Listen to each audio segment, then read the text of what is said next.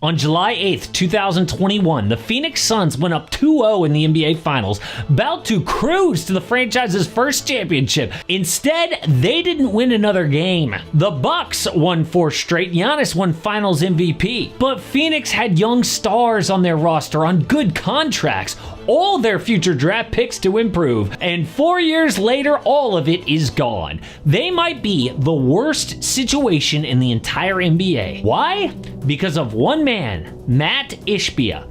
The new owner inherited a balanced, young, well-run organization and in just 2 years gutted the entire thing. But how could a guy who loves basketball and wants to win be this dumb? Well, the crazy thing is some Suns fans refuse to believe it because they are still traumatized by the old owner, Robert Sarver. This guy was maybe the worst owner in sports for how cheap he was. During the Steve Nash championship window, Sarver would undercut the team every year. From 04 to 2010, the Suns sold 7 first-round picks, or the equivalent, for just over $10 million in cash. That's right, first-round picks for cash. Sarver did it to stay under the luxury tax, but it may have cost his team a championship. He also refused to pay players. Joe Johnson, at 23 years old, walked for nothing and became an 8-time All-Star. Amari Stoudemire left, and it ended that Steve Nash era. So you can imagine how excited fans were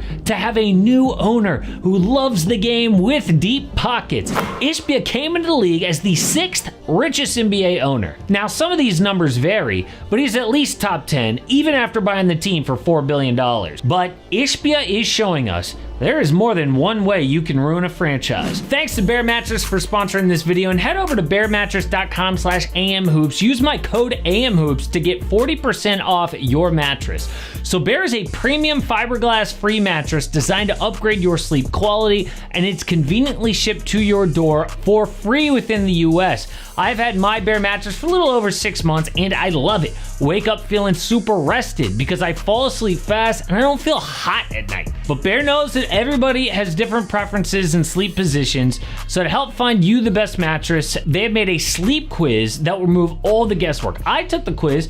Personally, I share the bed. I'm a back sleeper who likes a medium mattress. So based on my results, Bear matched me with their Elite Hybrid mattress. And if it makes you nervous to buy something you haven't tried, Bear has a 120-night sleep trial, so you get more than 3 months to make sure that you love it. Plus, Bear Mattress has a limited lifetime warranty, and they even offer financing options and flexible payment plans. So I love my Bear Mattress, and I think you will too. If you're looking to upgrade your sleep, head over to bearmattress.com/amhoops.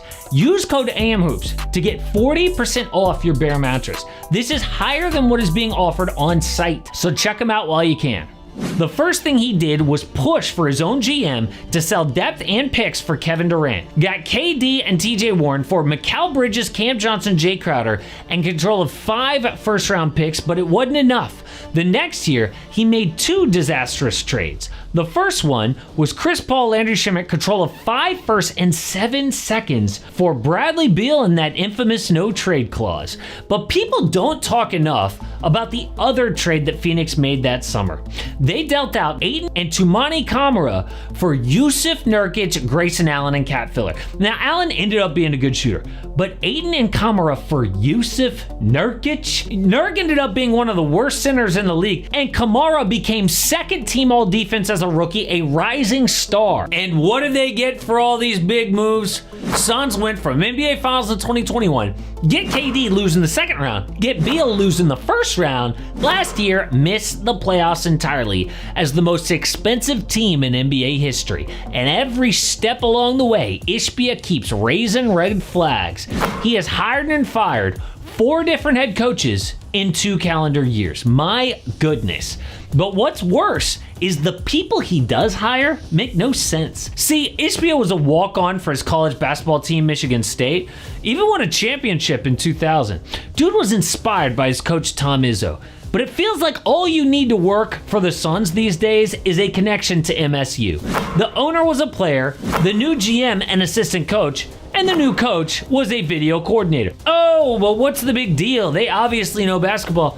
Yeah, but for a team that is desperate for good leadership, were those guys all the best person for the job? Or could they possibly have passed up on the best guy for the job for a guy connected to Michigan State? Probably not a great thing. For example, this GM, Brian Gregory, never even had an NBA job before working for the Suns 11 months ago. Doesn't know any other NBA GMs, and the Suns kinda need a genius level executive to navigate them out of this mess. But why does it feel like genius level wasn't Ishbia's #1 job requirement? I mean, the one thing that Gregory might have is knowledge of college players, but Phoenix doesn't even have any draft picks. Now, part of this is not Ishbia's fault, because when he bought the Suns, people were still thinking under the old CBA, where owners could pay a ton for a super team and it's all good. But the new second apron started to crush expensive rosters. Bradley Beal quickly became the worst contract in the NBA, and because they could not trade him, Phoenix had to move on from Kevin Durant. So this means next year they will be paying Booker, Beal, and Jalen Green $140 million, or 90% of the salary cap, which makes building depth around them impossible. Hilarious tweet by Dan Feldman showing the Suns' depth chart next year. Pretty funny, but also pretty sad. And on top of that, they've got almost no draft picks for the future. Suns don't control their own first-round pick until 2032 outright. In between, they do have a couple of Cavs picks, likely near the back of the first round. So that is how Ishbia ruined this team in just a few years. But why did he do it? I think the first big reason is the mindset that helped him succeed in business does not work in a salary cap sport. See, in some sports like soccer, if some mega billionaire buys your team, it is the championships the next 10 years. But in a salary cap sport, it will limit the influence that money can have. So you cannot just rush in and dominate your competition like in business. The NBA favors patience, smart moves, and timing, all of which Ishbia threw out the door day one. Dude once said, "It's surprising to me that other people, other fans, actually like the rebuild process. You think I'm gonna go for 7 years and try to get back to the playoffs? I want to try to see the game today. Maybe not this year, but I promise you we are going to win it all." No, Matt, they don't like the rebuild process, but you cannot rush things, especially with the new CBA. The next problem is he's obsessed with making a big splash deal.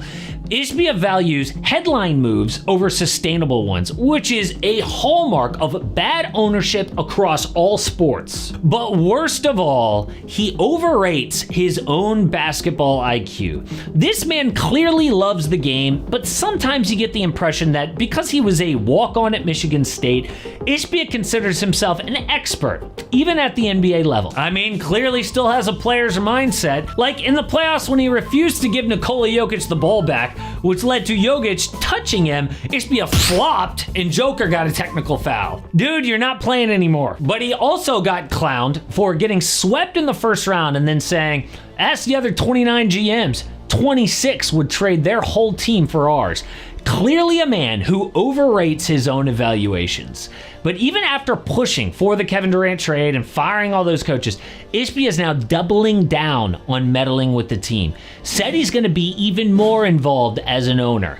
This is not how you run a team. Obviously, I've never done it, but 3 years of Ishbia ownership proves it. So between their last two owners now, over 20 plus years, Suns fans have seen there is more than one way to ruin a franchise.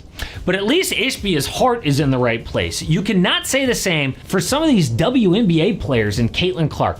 Over and over, they are pushing the face of their league away. I mean, Clark clearly is going to get everybody paid like Tiger Woods did in golf, but they don't want anything to do with it. So I just ask a simple question. Why does the WNBA seem to hate Caitlin Clark?